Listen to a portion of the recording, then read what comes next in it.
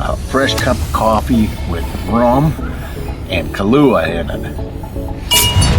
5 stars. The key to a great cup of coffee is to make it yourself.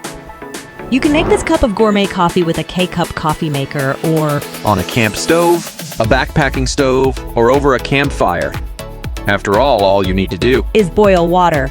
Plus, you can always substitute hot chocolate powder or liqueurs to suit your taste.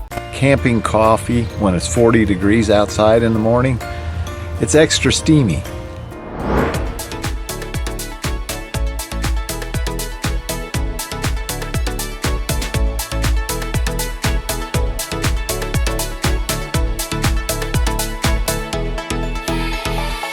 Well, I did the math, and I can have 26 cups of coffee like this one for the cost of 1 Starbucks.